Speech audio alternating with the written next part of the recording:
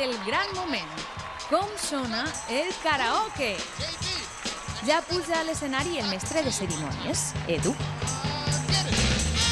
Un grup de grans experts i professionals decidiran qui es convertirà en la gran estrella de la nit. No sé si serà casualitat, però resulta que en este any dedicat a la dona, tots els aspirants del concurs són del sexe femení. Doncs, vos deixo amb elles.